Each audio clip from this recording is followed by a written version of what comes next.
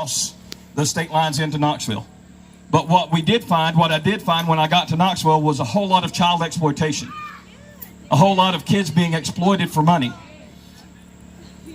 So my boss said, "Hey Ted, you just left the academy, you know how to talk to people. Go talk to this group of Methodist women about sex trafficking." I was like, okay, I don't know anything about that. I'm a drug agent. So I taught myself. I learned about sex trafficking. And I started doing presentations.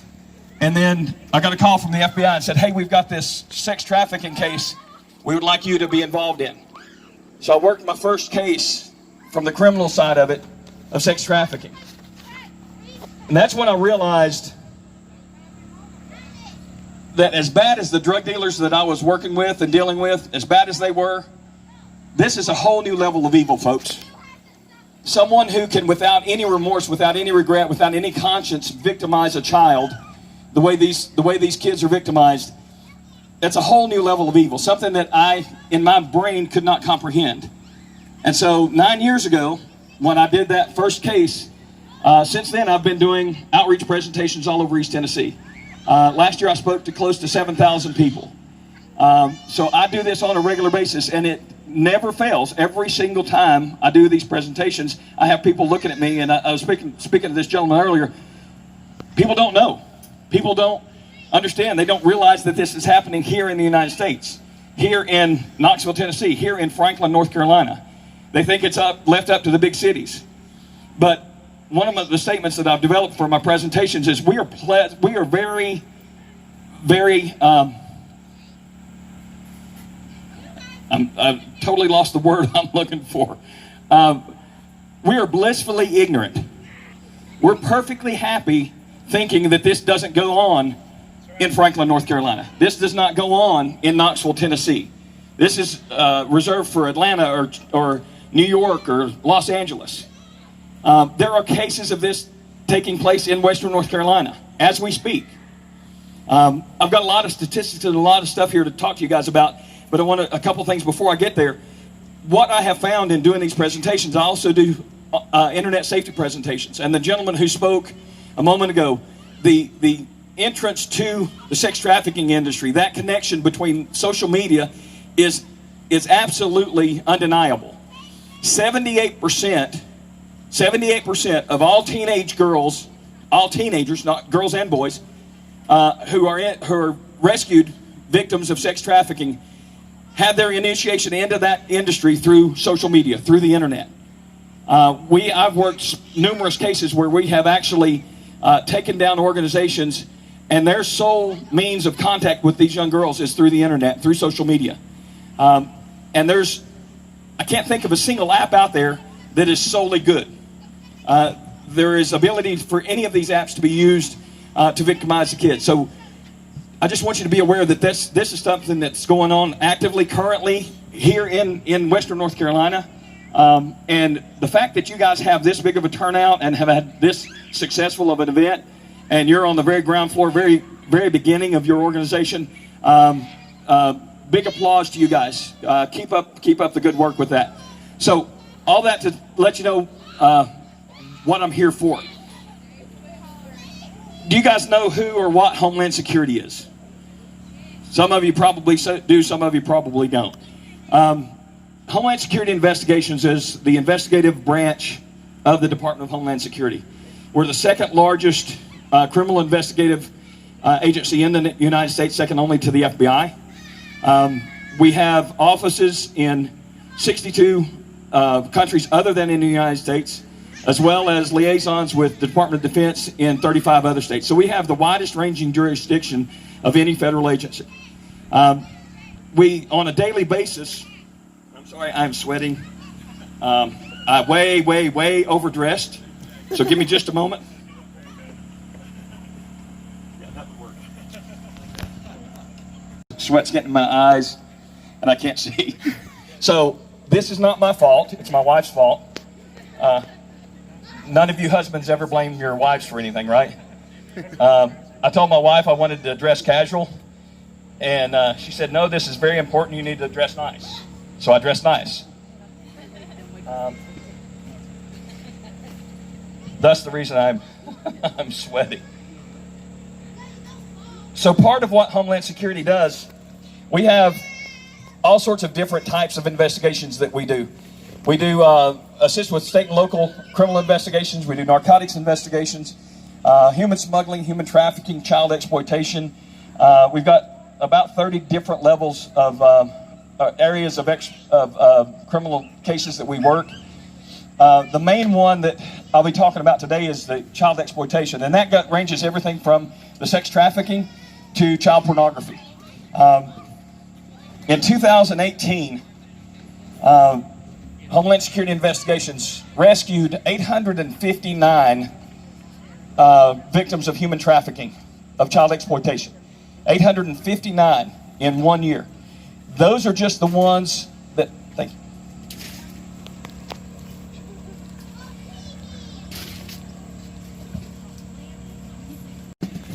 Those are the ones that we actually completed the cases on.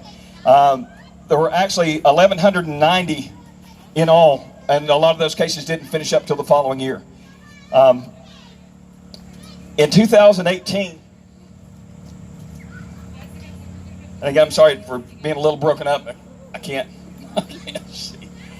In 2018, the NCMEC, which is the National Center for Exploiting and Missing Children, estimated that 1 in 7 endangered runaways would be the victims of sex trafficking. Again, 78% of all victims of sex trafficking had their initial contact with that industry through the social media. So all of these things go hand in hand.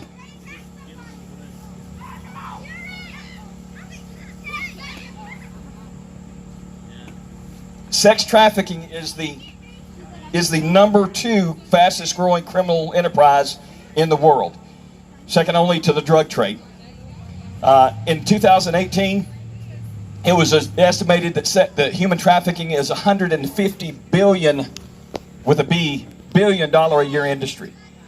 88 billion of that is in the sex trafficking. The other is designated for the labor trafficking. Polaris, U.S. Polaris, which is an organization, a nonprofit organization that tracks human trafficking statistics and has several different things, organizations out for anti-trafficking, estimated that the total number of victims in the United States worldwide each year exceeds 400,000. The United States in 2018 is estimated that 199,000 people were trafficked in the United States. Those are estimates because these are not reported. Sex trafficking is the number 1 most underreported crime in the country. A story to verify that: about a year ago, in a county adjacent to where I live in Tennessee, the sheriff's department has a meth task force, and they went in and hit a house that was a known meth house, and they go in, bring in the meth guys in their chemical gear, and take down the house. In the process, they come across 5 kids that were in the house, ages 7 to 4 months. They called Department of Social Services. Social Services come picked up the kids, put them into protective custody in a facility. Subsequent interviews determined that all 5 kids were trafficked for sex, to include the 4-month-old, by the parents. We've had 19 such cases in the last 12 months in the East Tennessee area, in my area of responsibility, in the 24 eastern counties of Tennessee. We are finding more and more that family members are the one trafficking the kids. I am not at liberty to say where, because it's an open case, but here in Western North Carolina, I have a lot of good friends who are in law enforcement here. Here in Western North Carolina, there's a current case where a family has trafficked 3 children under the age of 8. And that's in Western North Carolina, guys.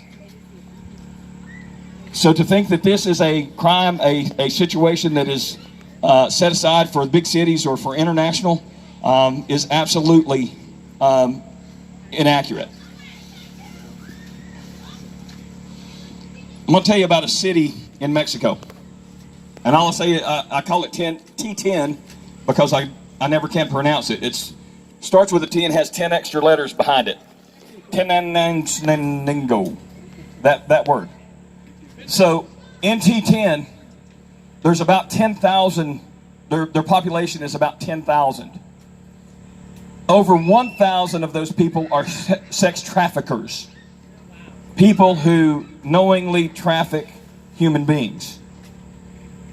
Every year they have a parade to honor their sex traffickers. By the age of 12, 85% of their boys, 85% of the boys age 12 and older, when interviewed, said their dream, their goal in life was to be a sex trafficker. 85%. 91% of all girls by the age of 14 have been recruited by these traffickers. I could go on and on with statistics about T10. The one statistic I want you to hear and hear well, the number one destination for their traffickers is the United States of America. And you think, okay, that's Texas, California, Arizona, New Mexico, because that's the Mexican border. Nope.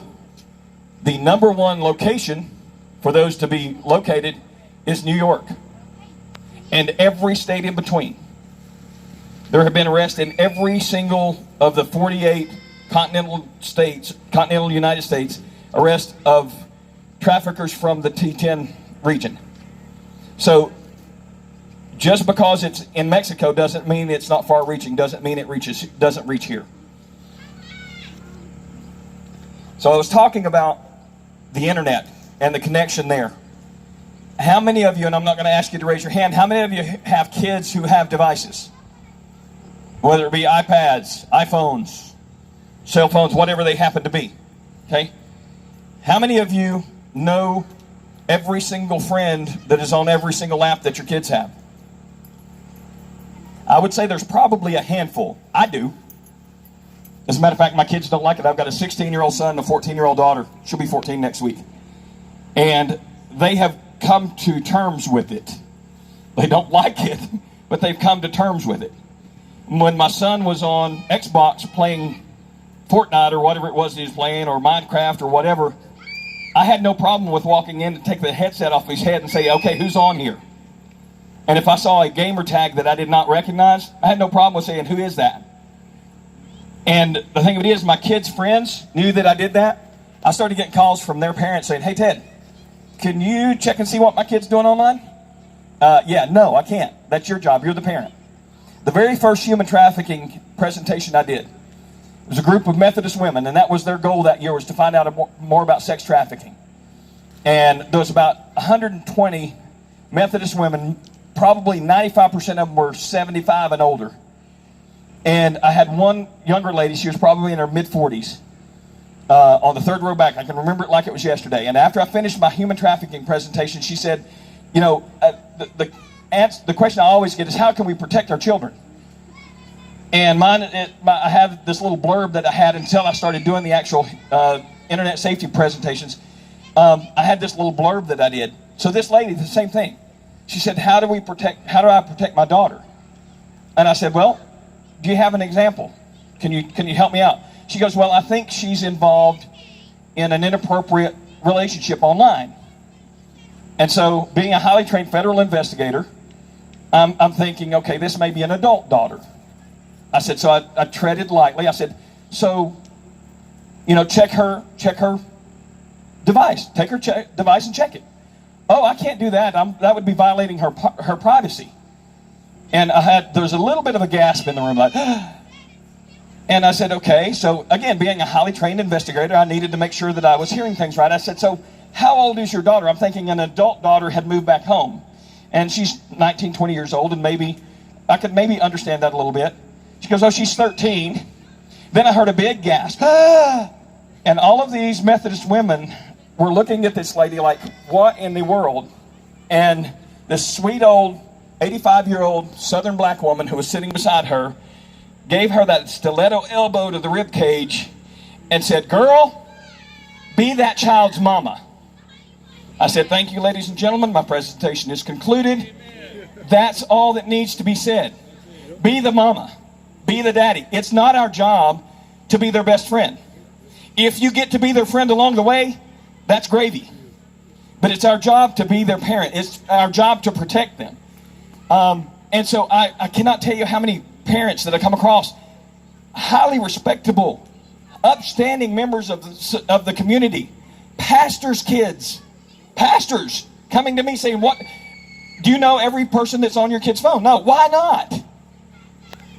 I had one dad, I sat across the table from mom and dad, and they're weeping, they're crying because their 14-year-old daughter had shared photographs with 13 kids from the high school. Photographs and a video of her nude. And I sat across the table from them, and they're crying. And I said, "Dad," I said, "do you know what's on her phone?" "I have no idea." I said, "Well, I'll tell you what." She's 14. I said, "Tell you what. He got there late because he was working out on the farm, and he's got a big truck." And I said, "Hand her your keys." We were about an hour and a half from Knoxville. I said, "Hand her your keys and let her drive to Knoxville." Can I use a bad word? Yeah. He said, "The hell you say?" I said, "And yet you will give her this device that anybody in the world can communicate with her, talk to her, convince her to do what they want, and you're not going to put any parameters on it? You're not going to have any controls? There's not going to be any teaching curve that you're going to do?" And this old guy, and he was older for a parent of a 14-year-old. He was actually 67. They had kids even later than me. And he said, "I never even gave it a second thought. All the kids have them. We got her a phone. I didn't even think about it a second time." And that's the comment I get from 99% of parents that I talk to. I never even considered. Never even considered. I took a phone from a 10-year-old, or from the house of a 10-year-old. Thanksgiving, the day before Thanksgiving, 3 years ago, we got a call from Interpol. Interpol is the international police organization that helps to coordinate between different countries for police investigations. Got a call from Interpol and said, "We have arrested this guy. We've taken over his account. And so we're in control of the account, and we just received photographs and video from a 10-year-old in your area. We feel like you need to go out and have a word with the parents." So me and one of my co-agents went out. We went to the house, got up there and talked to the mom, took the phone. This guy was in Pakistan. According to the phone, he was a 14-year-old kid at the middle school down the street. Pictures, everything to indicate that was the case. But he was actually a 3-time convicted pedophile in Pakistan. Mom starts ranting and raving about the child. She shouldn't have done this. I told her the only thing she can do is accept friends on Facebook that are family members. I said, "And what else?" "Oh, that's it." I said, "And how many times have you checked the phone since then?" "I haven't."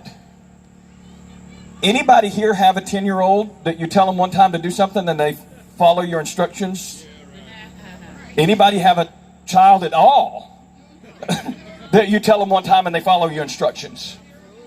No, absolutely not. So it's imperative upon parents not only to get involved and come out to events like this and to make the awareness that sex trafficking is a thing, but to do the things necessary to keep your child from being a victim. I could go on and on and on with story after story after story and case after case of situations that we have encountered where you can relate it directly back. And mom and dad, I'm not being ugly, but you can relate it directly back to mom and dad.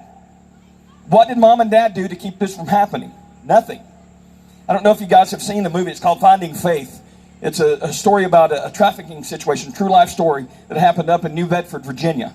The sheriff, I want to say Joe Brown, maybe Tom Brown. Sheriff and the girl's dad wound up tracking her down just before she was sent overseas to sold to a sex trafficking organization. She was online. Her mom and dad actually knew that she was online. Her mom and dad knew the guy that she was talking to, who said he was a member of the youth group where they had gone and done an outreach thing together. And they were at the mall, and he was going to meet him at the mall. And she told mom and dad, "Hey, I'm going to go out and meet him and bring him in." She got out the door and was never seen again. Well, didn't get seen until they recovered her. So even when parents are trying to do the right thing, it's difficult. So for a parent to not do anything at all is just not acceptable. And again, I'm not trying to be mean. You got to be the parent. You got to do make the tough calls. Couple quick stories. Couple more quick stories. Stories seem to tell to get the point across a little better sometimes. We have an agent out in the western part of this country, 14-year-old daughter. Their rules in their house was no devices behind closed doors. No devices in your bedroom. You don't take your device to the bathroom. No devices behind closed doors. Mom and dad's watching TV.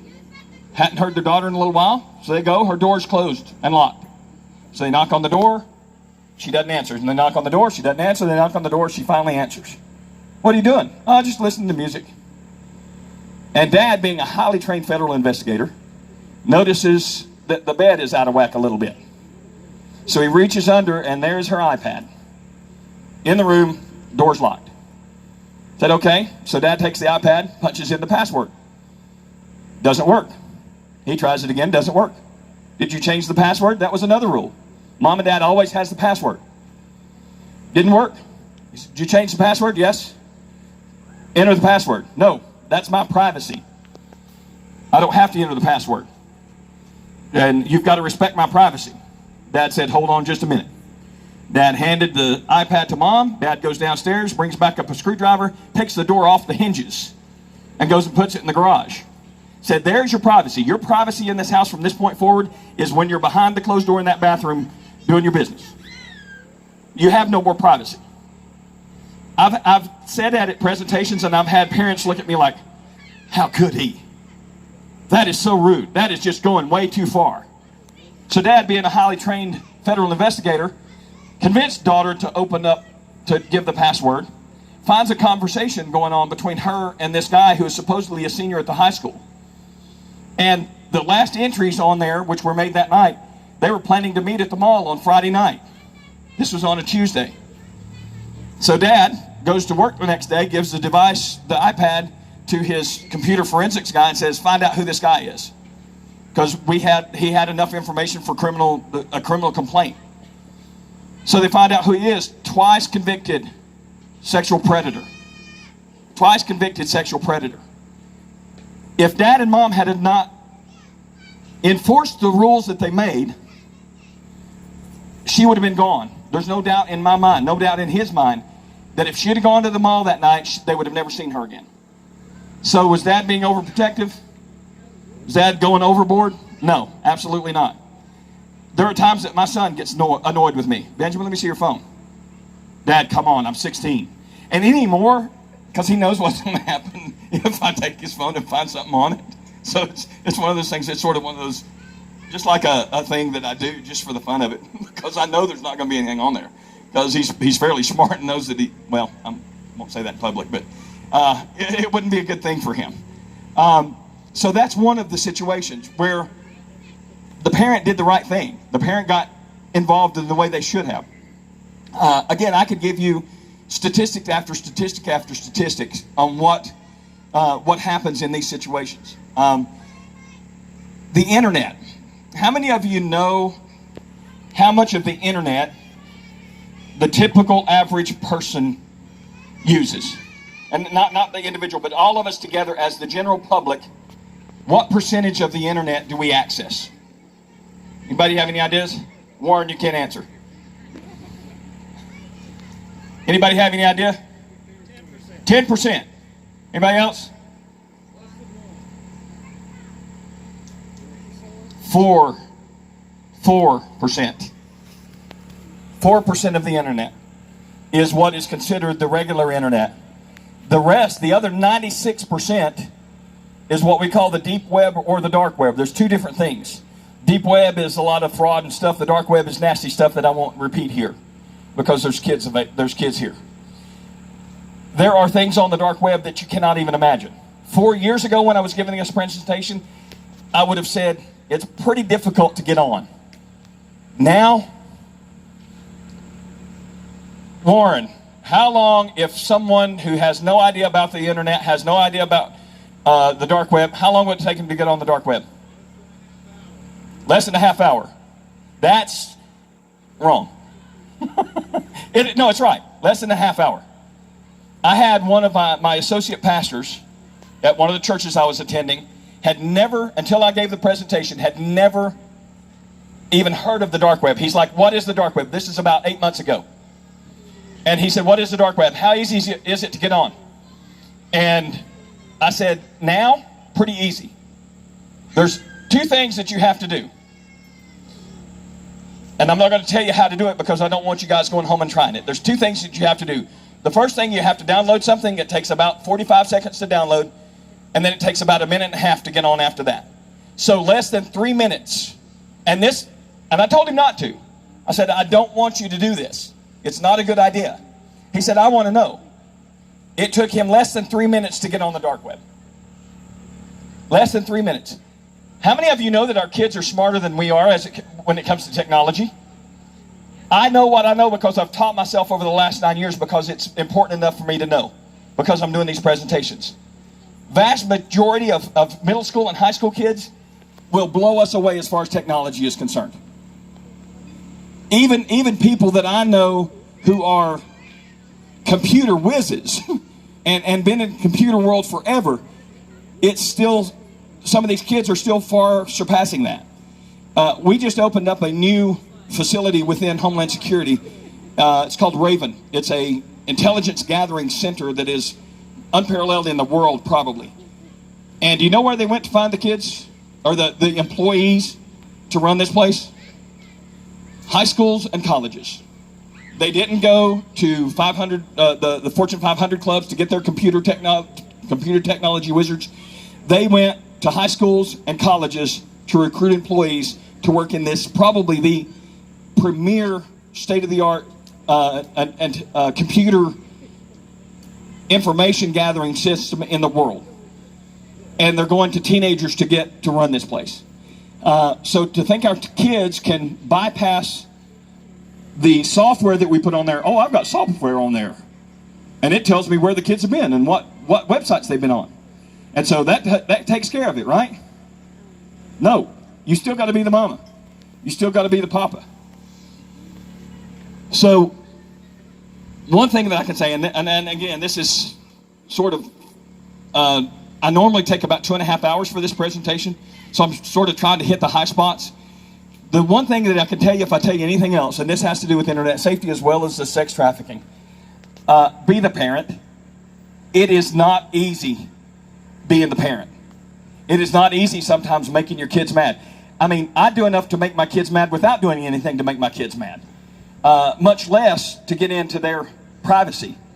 But it is well worth it in the end. That's how you keep your kid from being a victim. I had 2 ladies come up to me after a presentation I did with the Tennessee Health Services Association. Had about 400 medical professionals there. And I had 2 women come up to me. I had 2 different presentations, one from each presentation. And one of the ladies said, I wish to God that there would have been somebody when I was a teenager giving us the information that you're giving us now. She said, at the age of 14, I became pregnant because my parents allowed me to do anything. There were no restrictions. In this particular case, she had an abortion. She's 44 years old, and she said, I've lived with that regret every day of my life. Next presentation, another lady come up and said the same thing. Basically verbatim, except she had the child. She said, at 14 years old, I had a child. I'm 30 and I have a 16-year-old. She said, but again, my parents let me do whatever I want to do. And from those 2 statements, I did some research and I did some thinking. And guys, just so you know, I don't care. Not only am I a special agent, criminal investigator with Homeland Security, I am a born-again believer in Jesus Christ. And so a lot of what I do is because of that. So with that, I developed this thought process. A 14-year-old girl should not have to make the decision whether she's going to have sex or not. That should not be her decision to make. A 15-year-old boy should not have to make the decision, am I going to have sex with my girlfriend or not? That should not be his decision to make, because teenagers are stupid. And I'm not saying that to be mean. Physiologically, in their brain, the part of the brain that makes good decisions doesn't fully develop in men until they're 24. And in girls until they're about 22 or 23. So they're not cognitively able to make those good decisions. When I heard this, I've got a clinical psychologist who's on the board of a sex trafficking organization that I'm on. And she came and she gave us those statistics, and I was like, cool, I'm not a horrible parent. It's not my fault that my kids are stupid. All kids are stupid. And again, I'm not being mean or ugly. They just aren't able to make those decisions. That's why the Bible says, parents, teach your kids in the way they go when they're young.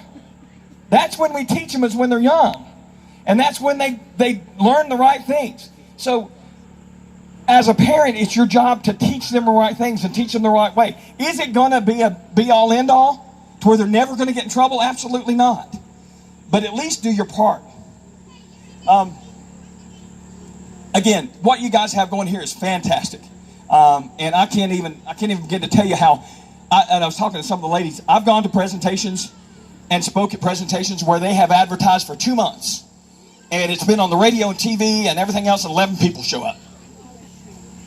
And you guys have a pretty good turnout here for, 2 weeks? I'm impressed. Keep it up. So I'm gonna leave you with this. Again, be the parent, be the mama, be the daddy. And the wolf eyes, absolutely correct everything that he said.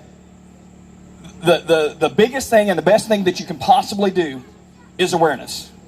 So I'm finished with my my Homeland Security portion of this. Now I'm going to throw in a little caveat at the end. Street Hope Tennessee is a nonprofit organization out of Knoxville, Tennessee. I've been on the board unofficially since the beginning and officially for the last 7 years. Street Hope Tennessee is in the process. The building is up. You can go to streethopetennessee.org and look at it. We are building a home that will house 10 girls who are victims of sex trafficking. There is no other place like it in Tennessee. There's only one other place in the southeastern United States. Having these girls go to homes for abused women, that's fine and well, but this is an opportunity for them to get specific care for the trauma that they've experienced.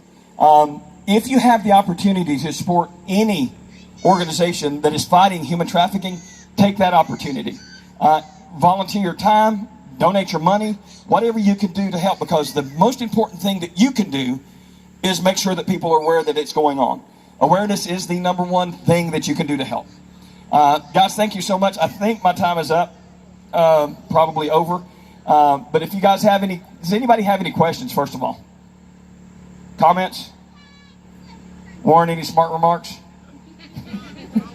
Thank you. I love you, brother. Just so you know, that is my brother, my cousin. I can't say my favorite cousin, though, can I? No, probably shouldn't do that. But, so guys, thank you for having me. Blake, thanks for having me come. Again, if you have the opportunity to help, do so.